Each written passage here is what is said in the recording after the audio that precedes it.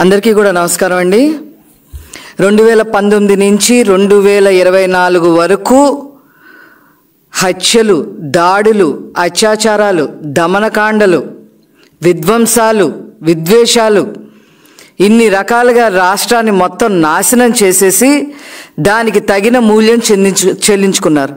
అసలు మీరొద్దు, మీ పార్టీనే వద్దు అని చెప్పి ఆంధ్ర రాష్ట్ర ప్రజలు మిమ్మల్ని 11 సీట్లతో కూర్చోపెట్టారు.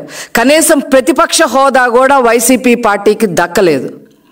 దాన్ని ఎందుకు అలా చేశారు అని చెప్పి వాళ్ళు పోస్ట్మార్టం చేసుకోవాల్సింది పోయి, ఎందుకు ఇలా జరిగిందని పోస్ట్మార్టం చేసుకోవాల్సింది పోయి తెల్లారే శవ రాజకీయాలకి దిగారు.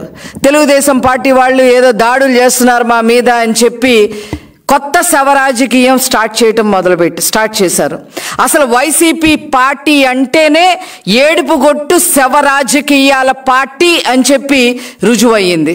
అసలు ఆ పార్టీ పుట్టిందే శవ రాజకీయాలతో. రాజశేఖర రెడ్డి గారి శవంతోనే ఆనాడు సంతకాలు సేకరించి రాజకీయం చేసిన దిట్ట ఈ జగన్మోహన్ రెడ్డి. ఆ తర్వాత ఎవరూ చనిపోకపోయినా కూడా ఓదార్పు యాత్ర పేరుతో శవ రాజకీయాలు చేశారు ఈ జగన్మోహన్ రెడ్డి. తర్వాత 2019లో బాబాయ్ శవాన్ని అడ్డు పెట్టుకొని శవ రాజకీయాలు చేసి ఒక్క ఛాన్స్ పేరుతో ఏదో ప్రభుత్వం ఫామ్ చేసుకోవటం జరిగింది. ఇప్పుడు మళ్ళీ అదే శవ రాజకీయాలు ఆంధ్ర రాష్ట్రంలోనే కాకుండా ఏకంగా ఉపరాష్ట్రపతి గారిని కూడా కలిసి ఢిల్లీలో శవ రాజకీయాలు చేస్తూ ఉన్నారు. ఏదో తెలుగుదేశం పార్టీ దాడులు చేస్తుంది, మమ్మల్ని బ్రతకనివ్వటం లేదు, లా అండ్ ఆర్డర్ ప్రాబ్లం వచ్చింది అని చెప్పి లేని విషయాలు మళ్ళీ నమ్మబలికే విధంగా మాట్లాడటం నిజంగా సిగ్గుచేటైన విషయం అని చెప్పి ఈ సందర్భంగా నేను మనవి చేస్తా ఉన్నా. అసలు శవ రాజకీయాలు అంటే ఎలా ఉంటాయో మీకు చెప్తాను, దాడులంటే ఏ రకంగా ఉంటాయో చెప్తాను. మా కార్యకర్తల పైన కానీ మా పార్టీ పైన కానీ ఏ రకంగా దాడులు చేశారో వాటిని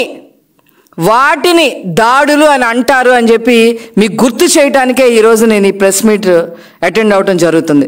పల్నాడు జిల్లాలో తోటా చంద్రయ్య అనే మా కార్యకర్తని జై జగన్ అని అంటావా లేదా అని చెప్పి అడిగి, జై జగన్ అని నేను జై చంద్రబాబు అనే అంటాను అని మాట్లాడినందుకు తోటా చంద్రయ్య గారిని అక్కడికక్కడే నరికి చంపేశారు. దాన్నే హత్య అంటారు, దాడులు అంటారు. అలాగే పల్నాడు జిల్లాలో కంచర్ల జల్లయ్య యాదవ్ అనే అతన్ని ఇదే రకంగా నరికి చంపేయటం జరిగింది. అదేవిధంగా దాచేపల్లిలో మాజీ సర్పంచ్ పరిశెట్టి అంకులు, కాపు సామాజిక వర్గానికి సంబంధించిన సర్పంచ్ని దాడి చేసి కత్తితో నరికి పొట్టలో పేగులు బయటికి వచ్చేలాగా మీరు హత్య చేశారు అనే విషయాన్ని ప్రజలందరూ కూడా గమనించారు.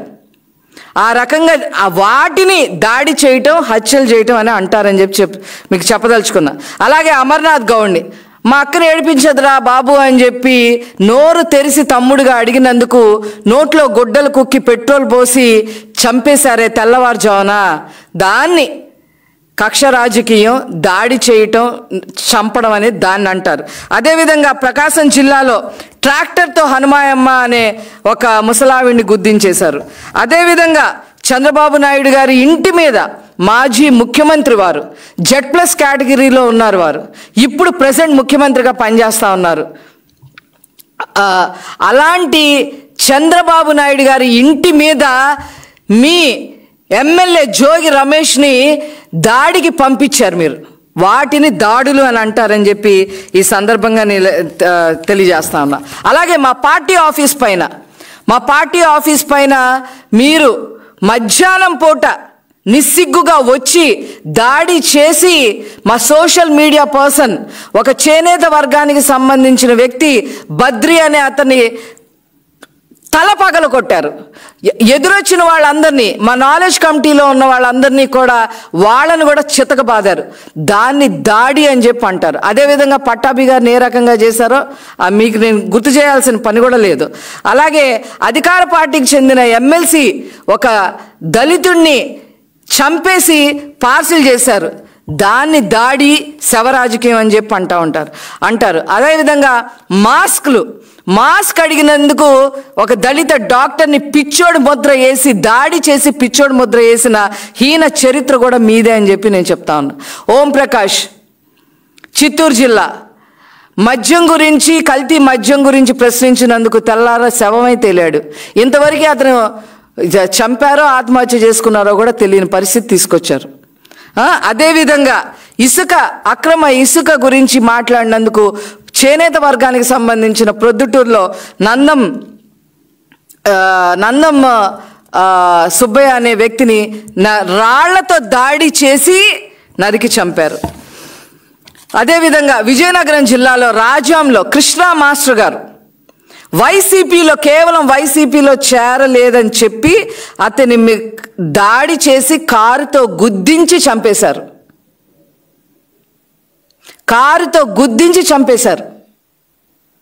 అతన్ని ఆ మాస్టర్ గారిని శ్మశానానికి తీసుకెళ్తే 10,000 మంది పైగా అటెండ్ అవ్వడం జరిగింది. ప్రజలే అటెండ్ అవ్వడం జరిగింది. ఆ రకంగా దాడి చేసి చంపేశారు. ఇవన్నీ కాకుండా పోలింగ్ తర్వాత మాచర్లలో కానీ, నరసరావుపేటలో కానీ, తాడిపత్రిలో కానీ, ఇతర జిల్లాల్లో కానీ, రాయలసీమ జిల్లాల్లో కానీ ఎంత అరాచకం చేశారు మీరు, ఎంత దాడి చేశారు మా వాళ్ళ మీద.